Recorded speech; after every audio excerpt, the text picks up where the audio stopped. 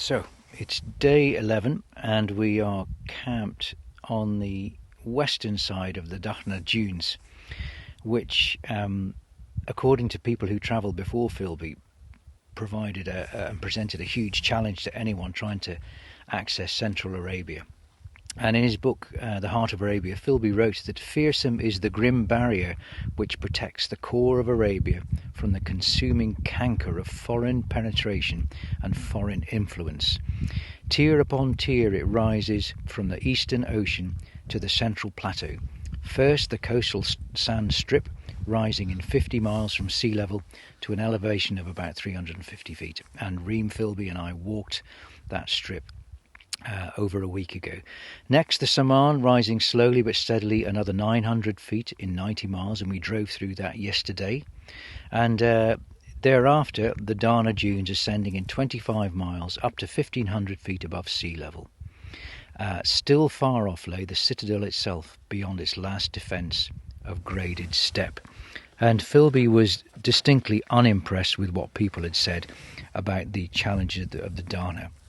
He says, nevertheless, the terrors of this barrier of sand have been grossly exaggerated.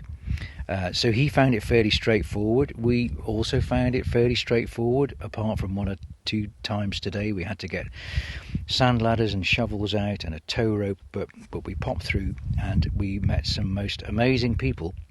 Because when Philby did his journey in 1917, he didn't do it on foot, he did it most of the way on camel. And there's no way that we can do the Heart of Arabia expedition without experiencing camels. So we're here with a fantastic team from the Camel Club of Saudi Arabia. And this afternoon, Reem has been probably the first Philby for many, many years to get on the back of a camel in the central desert of Arabia. And tomorrow, if everything goes to plan, Reem Philby will be the first Philby in 105 years to reach the waterhole of Abu Jifan on the back of a camel. So we're looking forward to that very much tomorrow. So on our 49-day crossing of the Empty Quarter 5 years ago, we rode camels for much of the way, and what we found was that whilst we walk at 4 kilometres an hour, riding steadily on the back of a camel, you cover about 6 to 7 kilometres an hour. So over an 8-hour day, you're talking about an extra 16 to 24 kilometres distance. So they do make a huge difference. But camels in Philby's day were beasts of burden, and they carry heavy loads over huge distances. On our journey 5-6 years ago, we had to put our camels into boot camp to toughen them up. Camels have gone soft, and so I'm sitting here with Reem Philby, granddaughter of the great explorer. And Reem, I'm going to ask you a question, and if you could interpret that question. Sure. And let's see what answer we get. So my question would be that in the past, in your grandfather's time, camel was the fastest way to get from Alagher, where we started our journey, to Riyadh. But surely the camel has very little value today as a beast of burden. So why is the camel important in Saudi culture today? طيب أخوي كيف حالك؟ الحمد لله. طيب بسألك الحين زمان لما الناس كانوا يتنقلوا من مكان لمكان، نعم. زي الحين مثلا احنا قاعدين نمشي من العقار للرياض، فزمان كان الإبل أسرع طريقة الواحد ممكن يتنقل فيها من منطقة لثانية. نعم. الآن طبعا في وسائل ثانية الناس تتنقل فيها. صحيح. فإيش أنت شايف أهمية الإبل الحين في حياتك؟ أهمية الإبل الآن بصفتها في الجزيرة العربية كامل لها عدة مجالات. المجال الأول يستخدمونها في سباقات السرعة زي المضمار الهجن، والشيء الثاني في مزايين الإبل، في منها هي عدة فصائل الإبل.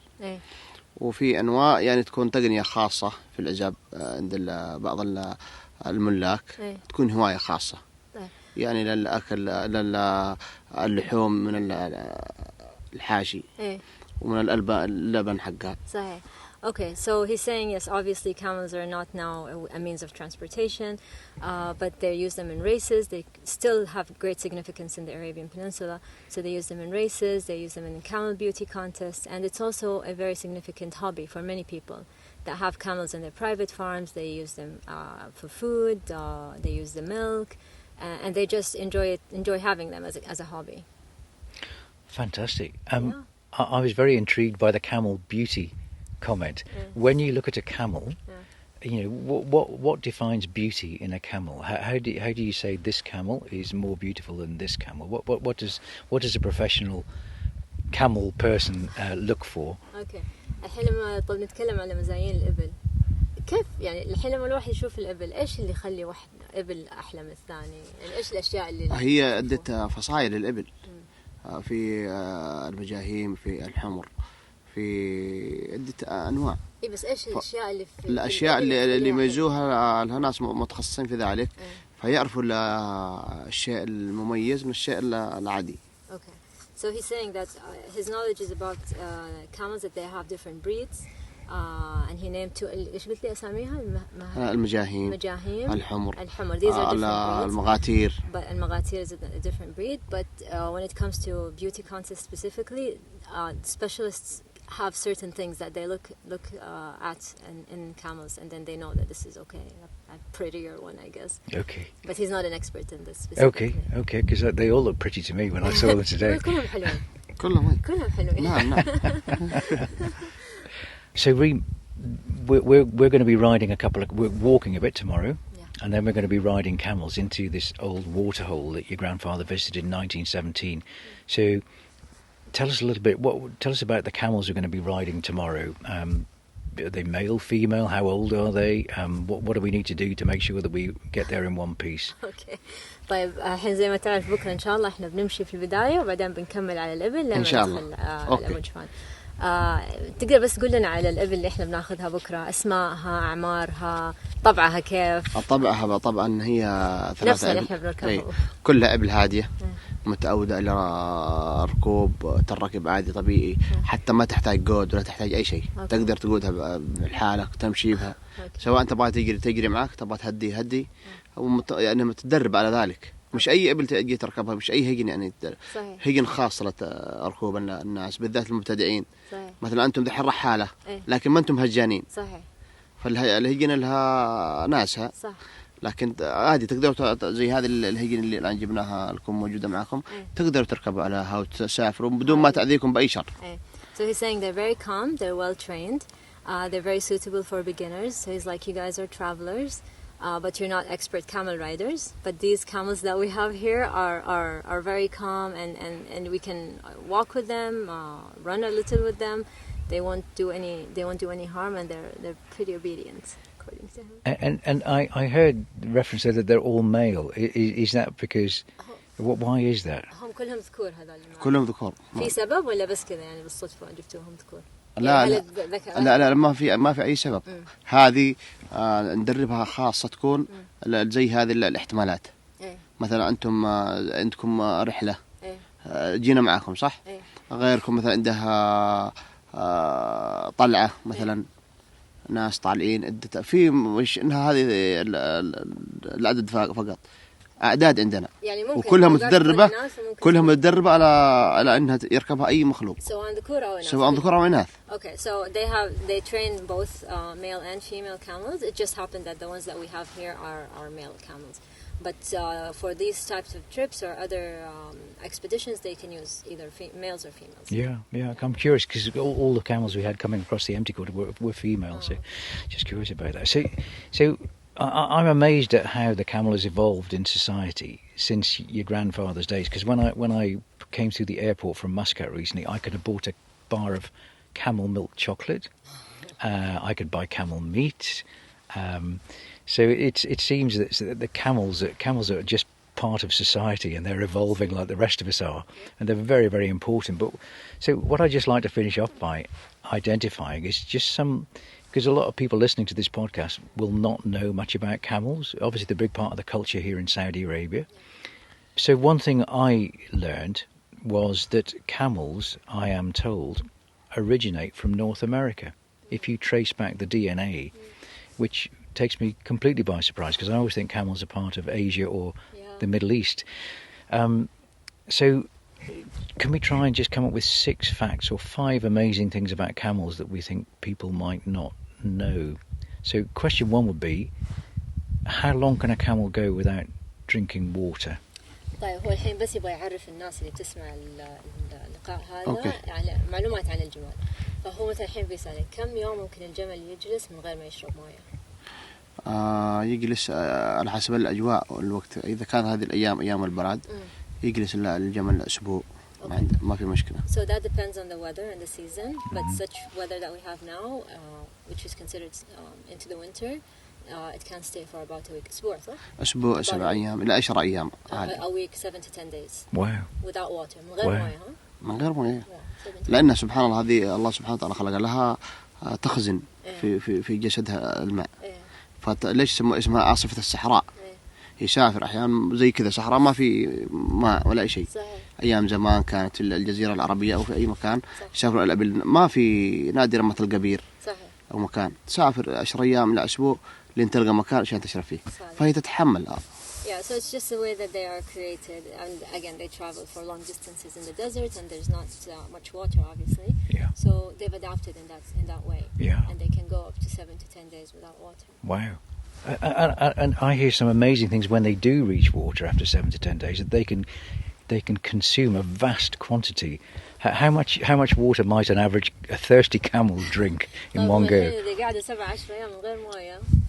لما يشوف المويه خلاص عاد يشربوها كلها. يشربوا؟ ايه. فكم تقريبا يعني؟ هل تعرف كم تقريبا ممكن يشرب؟ الكمية اللي يشربها؟ يعني مثلا تقريبا تجي أول ما تجيبه عند المويه ما تخليه يشرب يعني على طول عشان ما يكون فحمان يتأثر يتعب.